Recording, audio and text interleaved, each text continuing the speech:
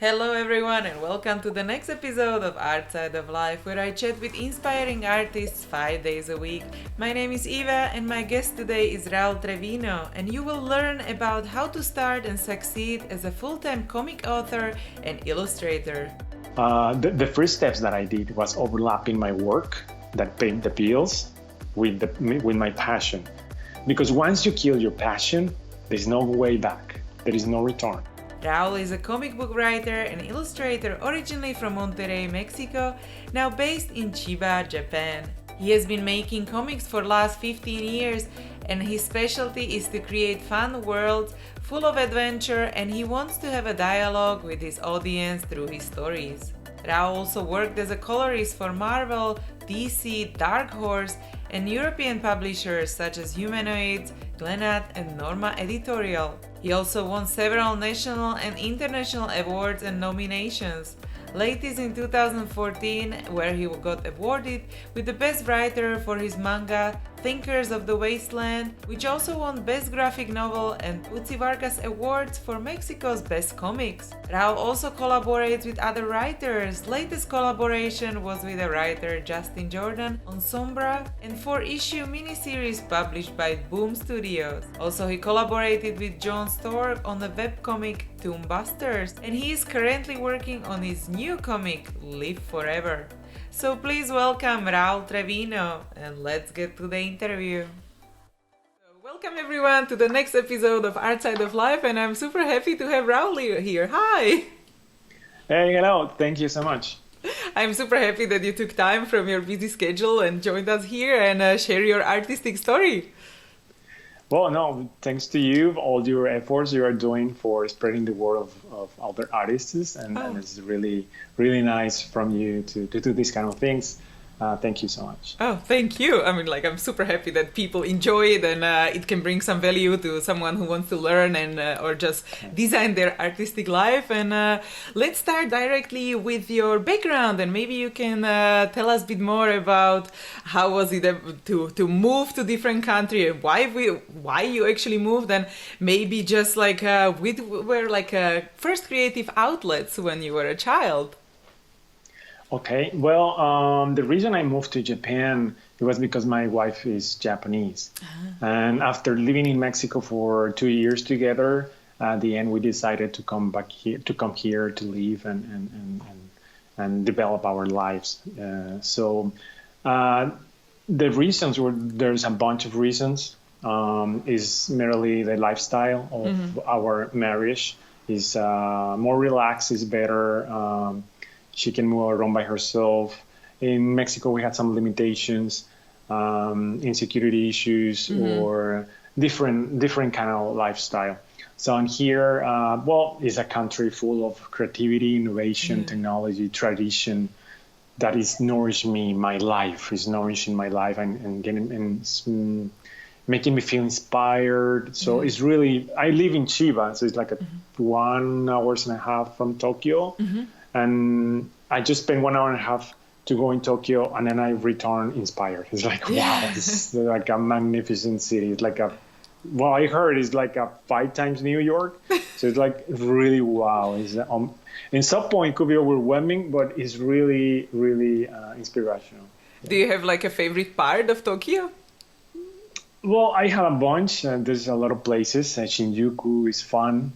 There is a big store called Sekiro. It's like 6 floors of art supplies.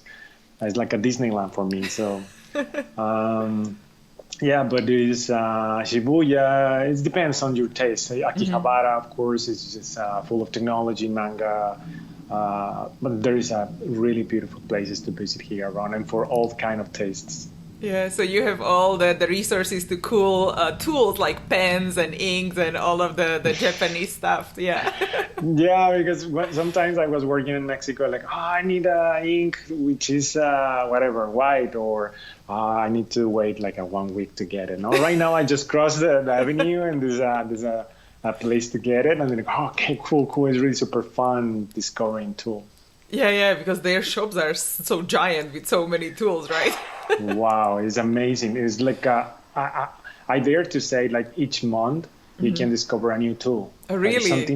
something new came up. It's like now we're promoting this pen. Maybe it's not 100% related to art, but usually like a stationery department, I mean, is full of new innovation, like a new pen, new inks, new whatever. I mean, a lot of things that I knew is really often to see here. Yeah. Do you have like a favorite tool now, which you just discovered recently, which is amazing? Well, one of the tools I discovered years ago, because this is not my first time in Japan, I've been coming here to visit my wife when she was my girlfriend. I discovered a tool that I loved. It's a masking fluid that it can cover the paper, but the it's not like a bottle and then you apply with a brush. No, this is like a pen kind, so it's really versatile. So you can use it with ruler, and you can make some different kind of effects with this like a pen latex masking fluid. It's really super fun. I used it with a bunch of illustrations 2 years ago, and it was super interesting what kind of effects you can do with that. It's really Yeah. nice. Because then you work also with different types of ink, right? So you like different brands and then you are combining it with this masking fluid, right? Yeah. You just cover the paper and then you can use it with watercolors or black ink, and the results are really amazing. Oh, nice, nice. And let's go back maybe to your like background as well. How did you get to art? Or maybe what was the story there? Oh, since I'm a child, I'm just drawing all the time. Since I'm a child, I remember. But making comics was when I was 18 years old. I found in comics a platform to express my feelings, to express what I think, what I believe. But yeah, since I'm a child, I'm just trying to. Even when I was a child, I remember I participated in a contest of drawing your dad, your father, and with beer.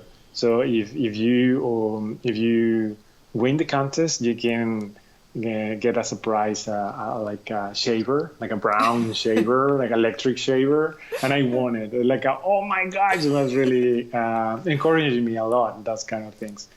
But well, of course, I participated in another contest and I failed. But the important thing here is I never stopped drawing. Yeah, since I'm a child.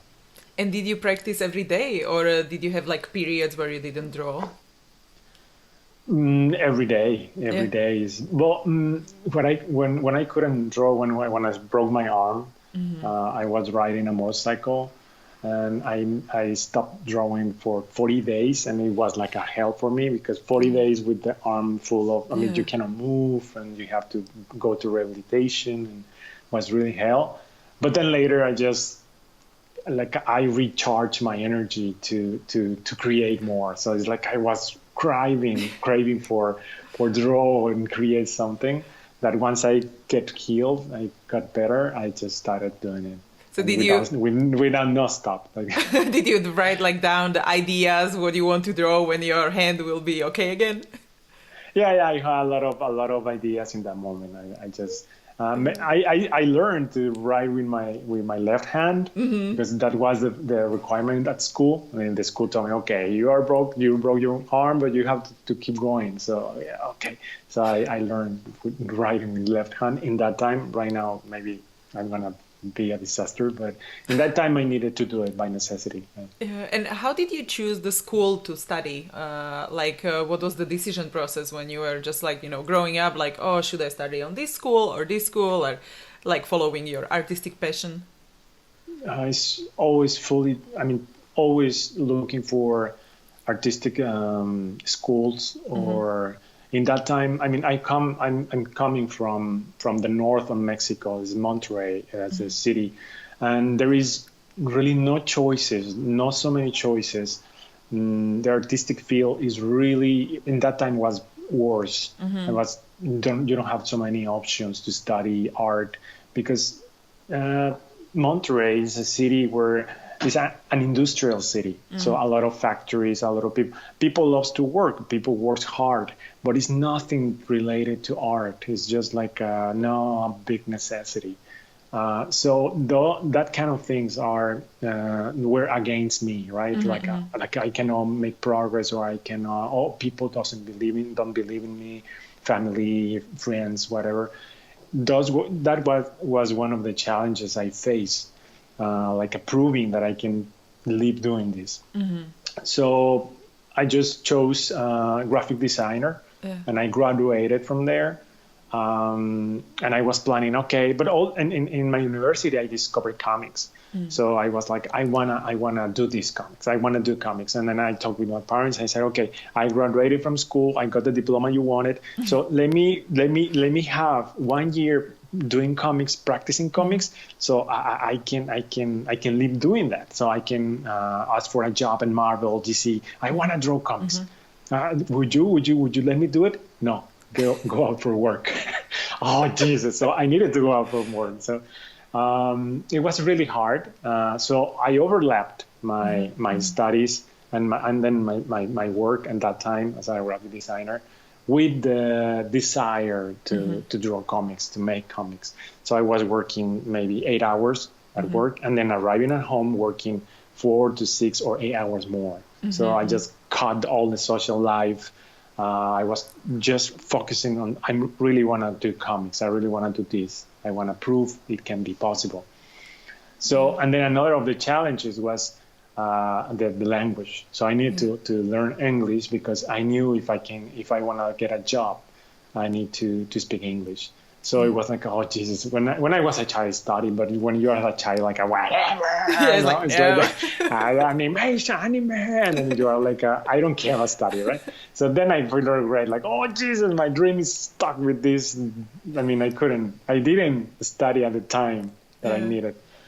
But, well, I saved money. I pay a school going to Canada to polish my English. I studied there for a while.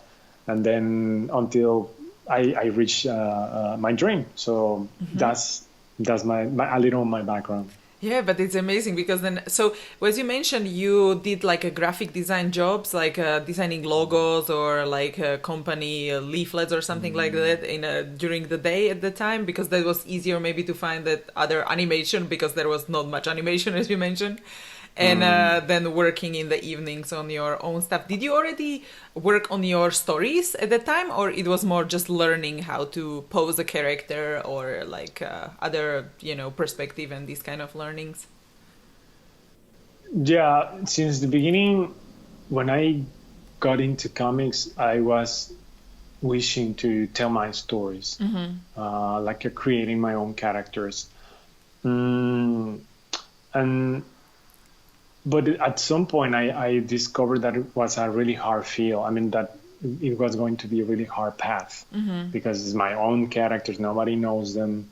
So I was, okay, maybe I can work for Marvel, or maybe we can work for Dark Horse or DC. Maybe I need that first.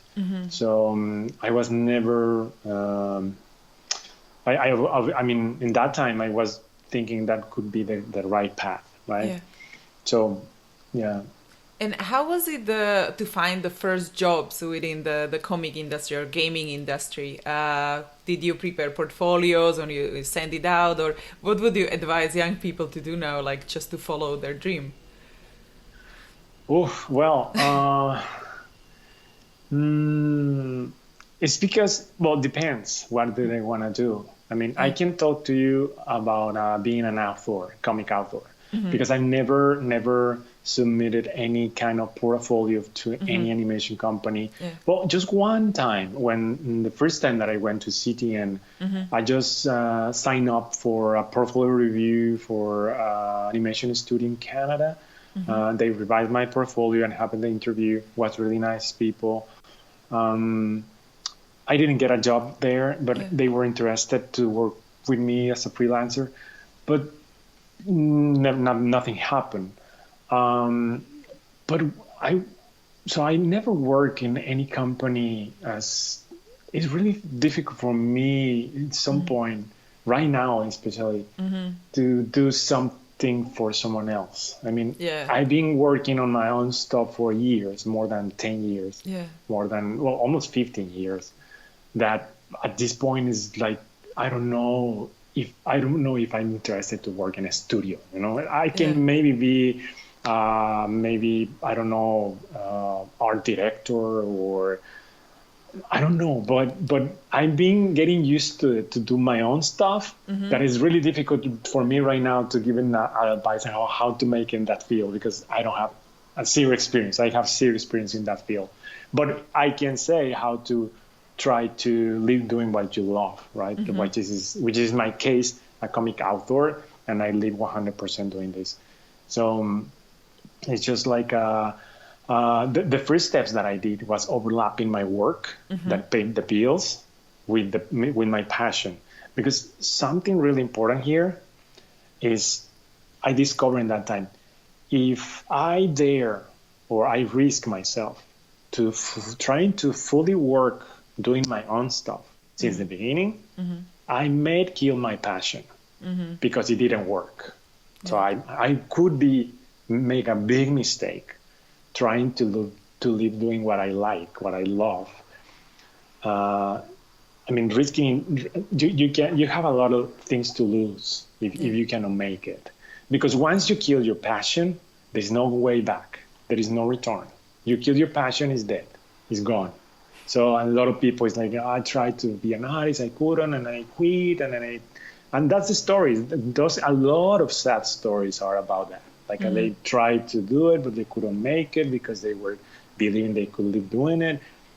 The thing here is that they proceeded badly. They didn't plan well. So I think the best thing here is overlap your work right now. Maybe it's related, maybe it's not related. But the most important things here is to have a sponsor, like your job, which is paying your bills. And then as a side, and in your side, you are working on your passion. So at the same time, you are like overlapping, and then you are like okay, I'm ready, or I can make the first step to try to bet doing my own stuff. So it's really important to not jump, to not skip that step. Did you have like I don't know, 80% of the job and then going to 20%, then you level it up to 50-50, and then you did the smooth transition, or was it always just like a part-time job or full-time job and then working on your comic books? Well, in my case, was working for Marvel Comics as a colorist. I did a lot of books there. It was helping me to pay the bills and my studies in English in Canada. So I was working on my own projects, and then I won a international contest in Spain, and I published a trilogy day at the same time I was still working for Marvel. And then I got a job in DC in the licensing products that demanded less time and they paid way better. So I just I quit Marvel and I stayed with DC Comics, doing less job in the coloring field, and I had more time for my own work. So I was like, okay, I'm balancing here. So I'm getting the same amount of money that I was getting before, but doing less work, and then I can have more time doing my own stuff. So I was fortunate, I think. So, and then after that, I reached a point okay, I think this is the time to quit fully, and I took to really quit coloring comics and then focus 100% of my time doing my own personal projects. And I did that. And then later I got sponsored by the Mexican government. It's really important incentive.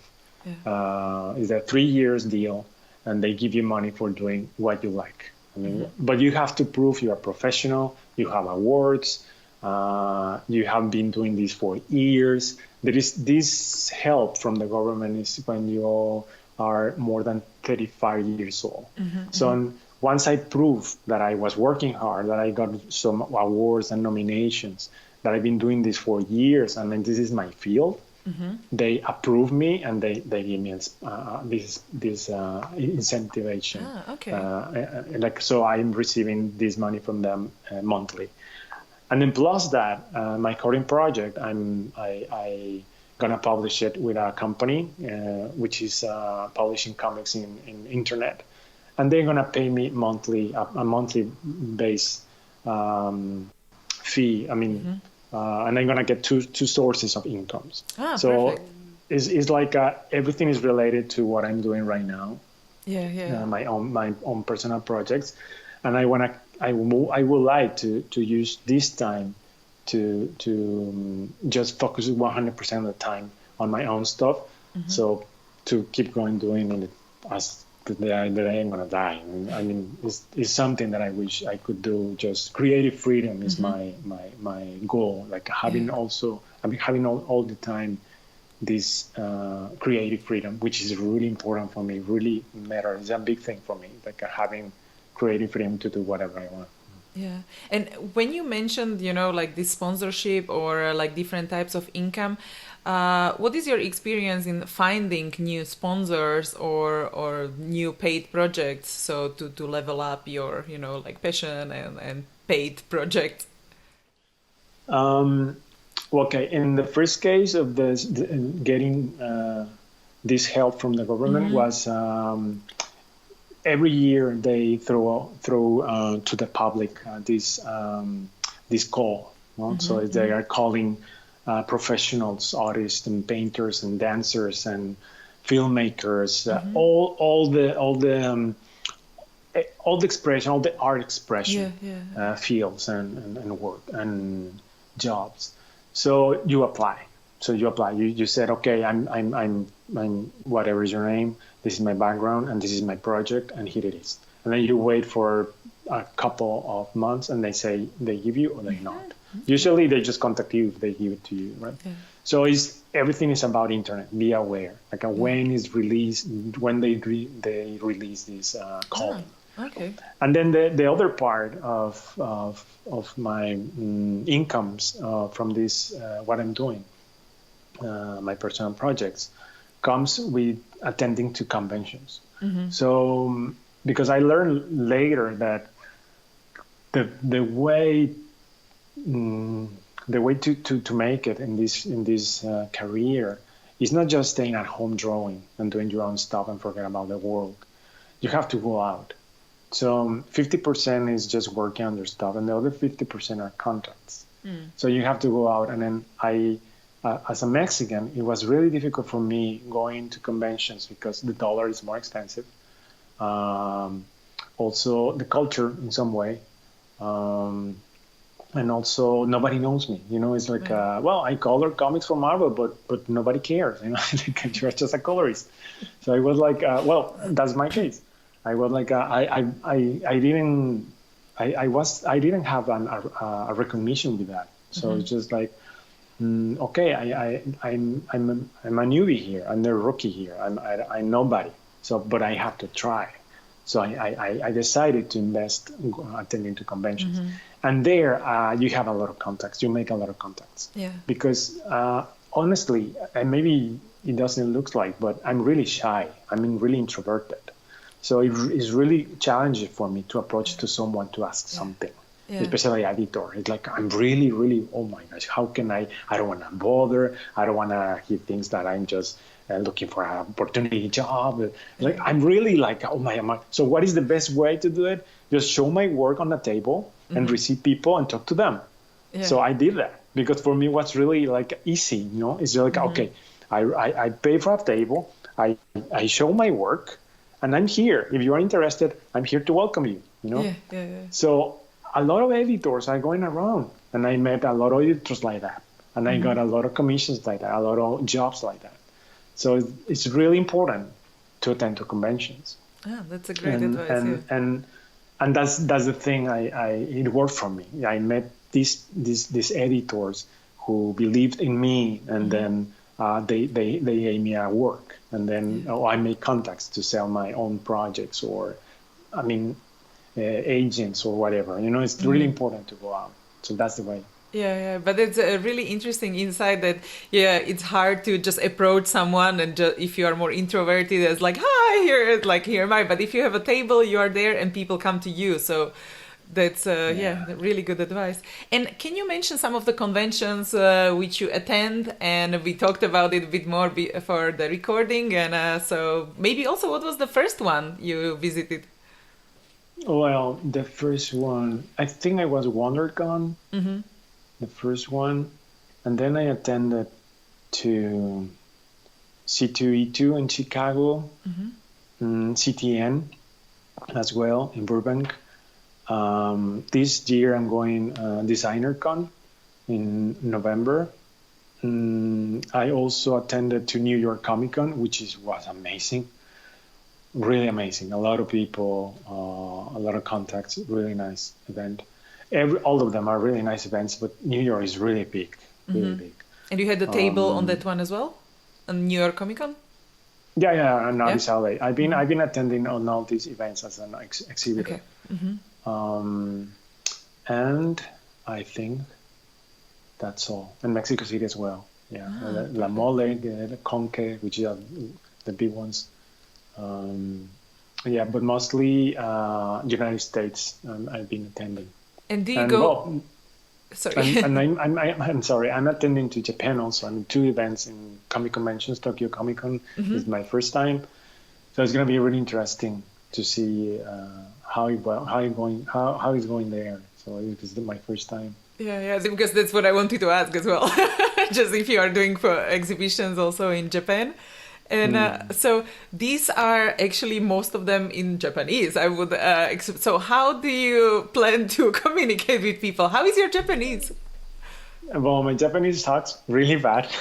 My Japanese is really bad.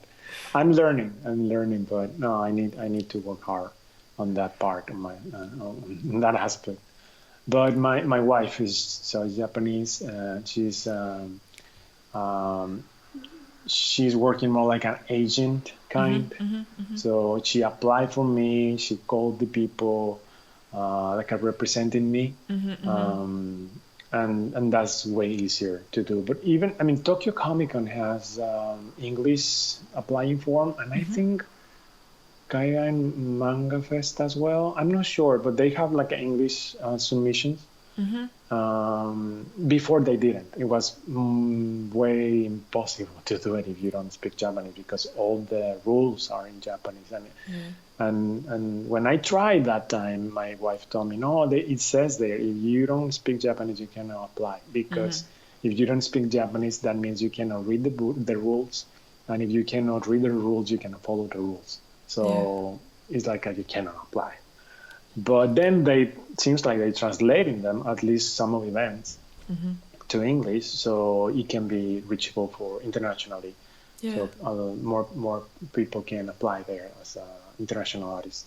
Yeah, yeah, because definitely that's interesting because some people also from our audience they are interested in living in Japan or just going for conventions. Can you Mm. mention some of the things you learned from like moving as an artist to Japan?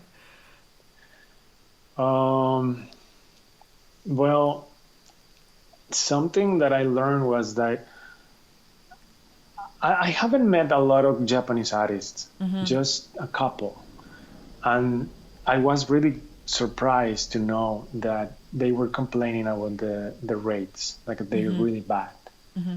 And I was really surprised because I was thinking, okay, Japan is a first world country. They have a lot of industry, a lot of, I mean, the illustration art field is huge. Yeah. But I never thought like that was a bad thing in some way because it's so huge that Mm-hmm. it's tons of competition and it's tons of people working for a rate that maybe you cannot work Yeah. with that. You know, it's like wow. So it's just like they are really hard workers, and that maybe in order to pay the bills they are working 18 hours a day or whatever. It's like wow, I don't know. You know, I Yeah. cannot beat that. Yeah. So I was really surprised with that. Like being a manga artist is not that well paid Mm-hmm. unless you are an author, you know, like Mm-hmm. and you have a successful manga or whatever. So it's really hard. It's really hard Yeah. to work here as a manga artist. Mm-hmm. I have never tried, and my intention, honestly, is not staying at home working all day long, sitting in front of my desk. Yeah. I don't want like that kind of life, Yeah. like working all day long. And no, I'm more like enjoy what I do, but I always try to have a balance so I can spend time with my wife, spend time with my family, my friends, Yeah. reading a book, learning something new, nourishing my soul, Yeah. traveling, or I don't want to be a slave on my work. I just Yeah. want to live doing my job, but with meaning, Yeah. like a nourishing my life as well. So, how do you plan your day, week, or a month? Because you also have a really popular YouTube channel, then you create your own Mm. books, and so there are like many things you do. And so, how do you put everything together? Well, it's really hard. It's really hard. I mean, I said previously that I don't want to be a slave of my job, but that doesn't mean I'm not working hard. I mean, you need to be organized with your time, and you have to plan well, like what kind of things I'm gonna do in order that everything is running. Um, but yeah, I mean, I make time. No, it's just like sometimes we said, "Well, I don't have time. I'm busy." So I just get rid of that word busy and then just trying to because when we say we don't have time is that you don't care about anything you are saying you don't have time. It's like if you really care, you put efforts on that. Yeah. So that's the way. So it's like trying to find planning, writing all my plans, like I'm making a structure to with words so I can visualize what kind of things I have to do in order to accomplish my objectives, my goals, Yeah. which some of them I reached and some of them I didn't. Yeah. So it's like I'm still keep going, trying to reach some goals and that I haven't or I couldn't do it before, and then some goals I reached that are in my past right now, and I learned that a lot from them. So. And do you have something which simplifies your life, like the planning tools, or I don't know, like a favorite printer or something you use like daily, and this is like, okay, I cannot live without this. I use a lot of Scrivener. Scrivener is an application software. It's really nice because I can put all together all the project, all the files that are related to this project, since scripts, text like Word files, kind of doc, like is Word. Yeah, yeah, like documents, yeah. But yeah, but united. I mean, everything in one place, Ah, and you perfect. can put even websites like pages that you want to use for references. You can put images, a lot of stuff. So that's my main tool for planning, and because writing is really, I realized that writing is really important Yeah. for my life. So I've been doing it. Using this tool, like writing all my ideas and my thoughts, so I can visualize in them. Oh, today, a friend of mine was sharing with me, like, "Hey man, do you feel overwhelmed when you have a lot of things to do? Do you feel depressed? Do you feel sad because you couldn't make this? Blah blah." And I was like, "Yeah, I do. I mean, I really do. And sometimes it's really hard, but what it helps me a lot is writing. So because when I'm writing, I can, and the first thing that I can notice is that I can visualize my problems, I can visualize my thoughts, and then my possible solutions. And then once I can see them on the paper or and on the file, I can feel like, okay, I threw them out from me, and like they are out right now from me, so Yeah. I don't have to worry about that as the same way I was doing it before, like really stressed out and like what is in my mind, I don't know what to do. So when you write it down, it's like you are talking with somebody, you are talking with you. So it's like, okay, I'm sharing this on this file, and that means I'm sharing this with the world. So I take it out from me. Yeah. So Yeah. right now you can see it. So that's really helpful for me when I write all my thoughts and writing all my planning, because writing fiction is a refuge. Could be a refuge. Could be something that helps you to forget everything in your life, and you are happy in a temporary moment. But it's not the solution. The solution, you have to work on your issues. You have to throw out all your stuff writing them so you can have answers. Yeah, so this also helps you with the motivation on like when you have a down day and you want to be like, okay, so how do I motivate myself so you can learn, like look at your notes or write something new as well. Oh yeah, for motivation, I have like a formula, let's say. Um, this formula is about look for my self expression and do something to get inspired. Because as humans, we have the necessity to talk. As an artist, we have the necessity to express ourselves. So if there is no necessity to express what you feel or think or believe, you are not going to do anything. You are just like staying in that hurricane of bad thoughts and I don't know, I'm not inspired, I feel bad, I don't have motivation. So it's really dangerous. So if you don't feel a great need to, so you will not create and or draw or practice. The most common symptoms are like a procrastinating, the motivation, and we blame this state of which we are. So what aspirants ignore is that everyone suffer these kind of things in a greater or lesser extent, even professionals. So but what gets you out of these states, like a negative aspects, is the need to express something. So it is like talking. Like it or not, you have to learn how to talk, how to write, because it's a necessity to express. But at the same time, it's the same for an artist. You have to have the necessity to express something. So if you connect, if you link your necessity to express something, you're going to proceed to look for the tools you need to learn or to draw whatever you want to draw because you want to express something through your art.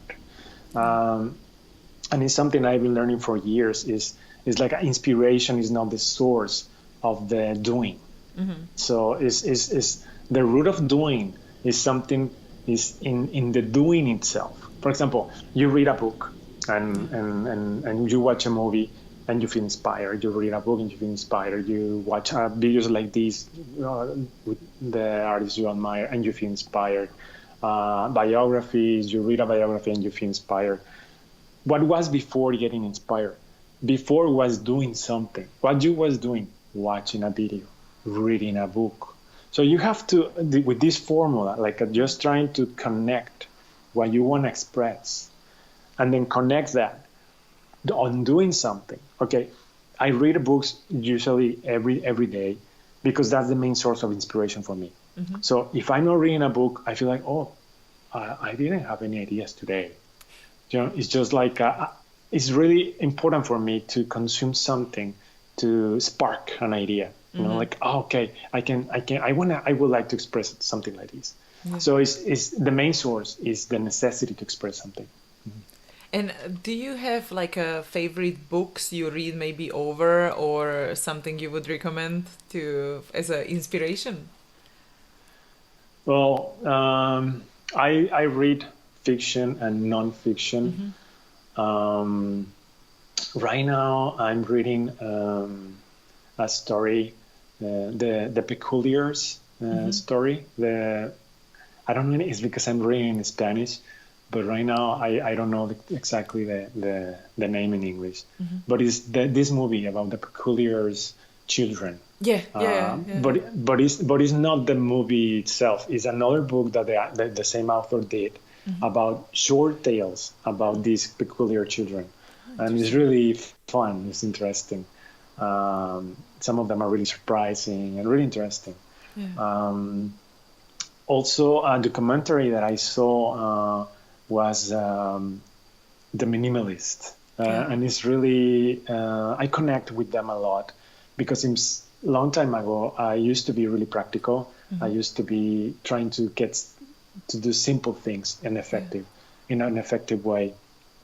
So I connect a lot with their philosophy that I I've been seeing a lot of documentaries, but none of them have been inspiring me so much as this one. This one has a lot of meaningful messages. Yeah. Really, because it's related to us. It's related to us as a humans, and how you can have a meaningful life with less things. So, well, as you can see, my background is nothing, and in this room is nothing. So I'm just trying to have, with this moving to Japan, that was the perfect opportunity to get rid of a lot of things that I don't want and I don't need in my life, and I didn't know I even have. It's like, oh my God, what's that? Did I buy this? Or I didn't remember I had this. So it's just like I never use them anymore. So it's applying the rule of 90 days. If by 90 days you're not using it, you don't need. So it's just like trying to get rid of things that I really, really don't need, and just keep the things that are really meaningful for me and then really helpful for my life. Really meaningful. Yeah, and how did you find this the inspiration and motivation how to basically live life, or did you have someone who inspired you to have like simplistic life and finding inspiration in like books and movies, the things you talked about, or it came kind of over time? I think a mix of both. It's like at the beginning, you don't know when I was a teenager, I didn't know exactly what I want in my life. So I think little by little, you are discovering things that resonate with you, like, and also and other things that you reject. So it's like, okay, this is not my thing, this is my thing. And then you are building your personality accordingly, by the time. So I'm just, as I said, this documentary was really useful for me, really meaningful for me, and give me a lot of value, a lot of sense, like, of my life, what kind of life I would like to have. I've been printing books, I've been traveling to conventions, and people maybe don't imagine how hard it is to travel with books from one country to another. And it's not the same that you are living in the United States and the event is in the United States. No way. Traveling from Mexico is, wow, like 4 luggages, and then, trying to do everything correctly. It's like, wow, man, this is a lot of work. And I've been trying to find a way to get rid of that physics items and provide them in digital. Because since I bought the iPad, that's my favorite device because saved my life. I have tons of books there that I'm not carrying with myself. I have applications that I use for reference to draw, like Artpose or Handy, which is really great for drawing hands. So I use a lot the iPad. I use it for writing in the mornings when I just preparing to get to run. I ate something, and in that 30 minutes of waiting for my intake, I'm writing, and then I go out to run and then come back. So it's really useful for me. I read a lot of books, a lot of comics. I watch movies, TV series. So it's like one of the best inventions and my best purchases that I've been having, because it's simplifying my life a lot. So and because I read a lot of books, so it's like, wow, this is amazing. I have them in digital, and right away I can buy them, download them, and start reading them. So it's like, well, I hope I can stop printing at some point. Of course, people still love to smell the book, have something to buy, physically buying and watching at home. That is also have its own magic. Yeah, because we're actually talking about this in some of the previous interviews, because I heard also on other podcasts that you can actually have the books through Amazon, that they print them only when you order them, so you don't have to have this big stock. But I didn't go so much into detail like how this will work, but that might be cool not to have like overstock, like basements or rooms or anything. Yeah. And what about the iPad? Do you have the iPad Pro where you can actually draw on, or do you work on like a Cintiq or Intuos or something when you have to adjust? Both. Yeah, both. I have Cintiq and I have an iPad Pro, which I use also the Apple Pencil, right? So I draw as well with that. So it's really useful. I've been seeing a lot of benefits to have one. Yeah. And the Cintiq is really old. It's like 2008. And a lot of people, why you don't buy the new one? It's because I don't feel necessity. It's like it's the same. I mean, it's helping me a lot still. And it's because the new one is HD and whatever. And so right now it's still working. My Cintiq is working. The Wacom is still doing the drivers, so I don't have the necessity like it's not working or something. I mean, it's just working smoothly and as always. The only thing that I can't do with that Cintiq is really because it's old. Is I cannot watch, for example, Netflix. Netflix says no, you don't have an HD screen. Okay, it's fine. I mean, just draw with that. So I haven't felt the necessity to buy to get a new one. a new one, but at some point I will, because at some point maybe I would need. But yeah, I use both the Cintiq and iPad. Yeah, because primary you draw with ink on the actual paper, then you scan it, and then you adjust stuff in digital form. Or how much time do you spend on the traditional and digital? Well, honestly, I've been working a lot of digital. It's really convenient for me because it's making my life easier, and I've been working faster. I think I work double faster, or even triple sometimes. I've been inking a drawing in less than 10 minutes. And by traditional, it could take me maybe 30 minutes or 40 minutes. Of course, it's different. It's differentiation. I'm not saying one thing is better than other. But it's really important to manage both things, both traditional and digital, because it's like speaking two languages. But sometimes I feel like, okay, I need time for writing. I need time for spend time with my wife, and I need time to read. Okay, I work digital. Because why? It's going to give me 1 hour more to have time to do that. So it's like, sometimes it's a matter of balance. Like, what do I want today, or what do I want to achieve? I have tons of concepts in my mind, a lot of stories that I wish I could tell. So the best way to improve that and make it faster is by digital. So I don't care if I don't have original art, or my more important, what is more important to me is to ship the projects, like conclude them, finishing them, and not stay just with one for 5 years doing one comic. Or it's just like, I wish I could make 3 comics a year, or more than that, or even more than that. So for me, it's really important, the time, and it's a matter of that. So what is important to you? You love to feel the paper, to make it traditional because it gives you a lot of satisfaction, do it. Just do it. If you really would like to have digital because it's faster, just do it. It's just like, if you want to do both, do both. It's just a matter of what you want. That's the key there. Definitely. And do you have some advice for young self, or something you wish you knew before you started the whole art career? Well, there is a saying that says, when we give advice, we talk to ourselves in the past. And I think that's really true. So when I was at the beginning, I was just thinking about myself, just about my art, about my drawings. Then I never thought about someone else. And then I learned later that art is about everyone. It's not just about one. It's not just about us or about me. It's about talking to people. It's about expressing yourself through your art, and make a dialogue, make a talk with people, awaken them emotions, talk to them, inspire them to create. It's a lot of benefits there are when you create something. And because, as you may know, there is 2 kinds of creativity: the bad creativity and the good creativity.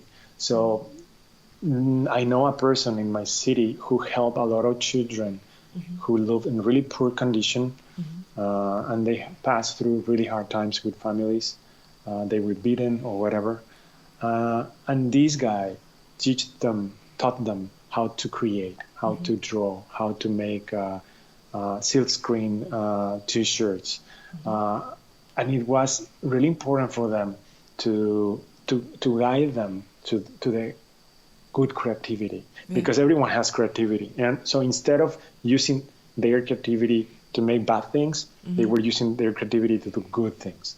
So that's just really important for me for creating something.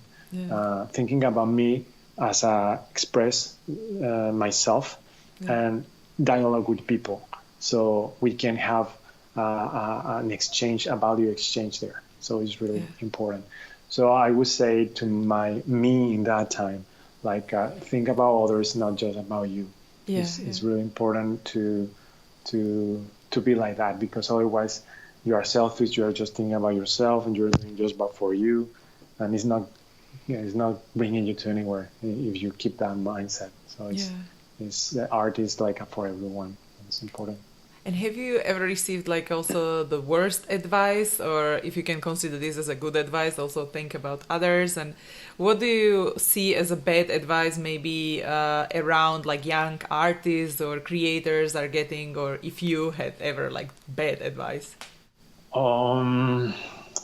I don't have something right now in my mind. Then maybe if you can mention like the hard career moment or the difficult time you went through, maybe if you experienced something like this, and what was maybe the key takeaway or what you learned from that?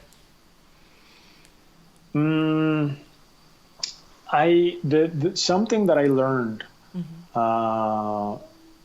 when I was studying doing comics was I was trying to run when I should walk. So I was trying to make things faster. I was trying to get a job on comics, that I screwed up a lot of opportunities, professional opportunities, because I wasn't ready. I was more into trying to get something really quick when I wasn't ready, that I screwed up a lot of opportunities. Not a lot, but a bunch of opportunities in the professional field. So, for example, they asked me for a cover, a comic cover, and I tried and I made the sketch, but I failed. No, the editor, I think we could work on another idea, and then I work in another idea and I screw it up as well.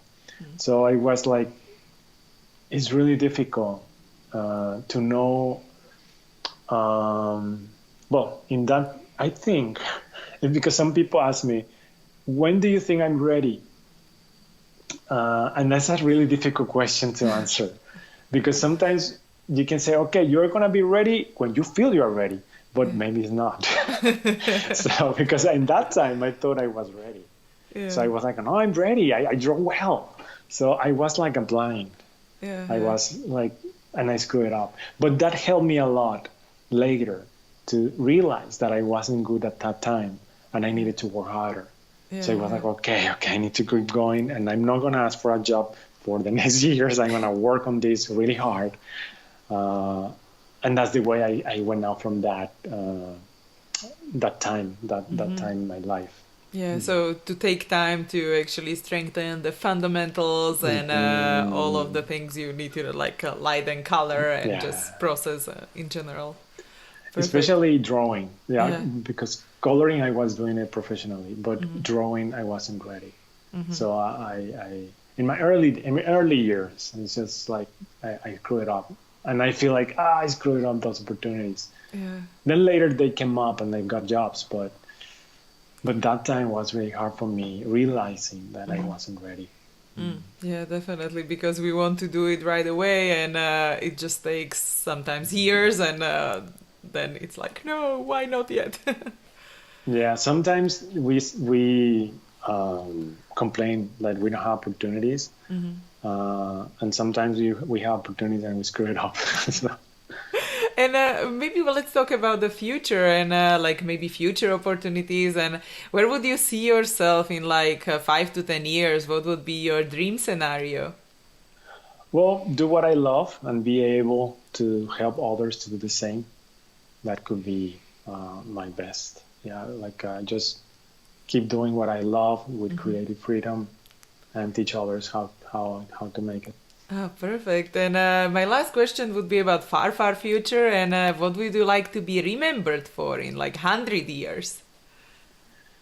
Oh, well, I would like to be remembered for the next 100 years as an author who was able um, to make a little change in the world with my stories, teaching others what I know. I consider an honor to serve the world in this way, in the artist field, like telling stories, drawing. So I enjoy to inspire someone to the reflection, or to create, or just bringing them joy. It's just I wish I could still my work could still be doing that in the next 100 years. That could be amazing. So at the same time, I sometimes I read biographies from some people that I admire, and I gain inspiration from them, and then to keep going. So, and yeah, but honestly, my ultimate goal is to keep creating. I mean, to have the creative freedom, to fight for it until the day I die, and because for me there is nothing better than doing that, my own creations.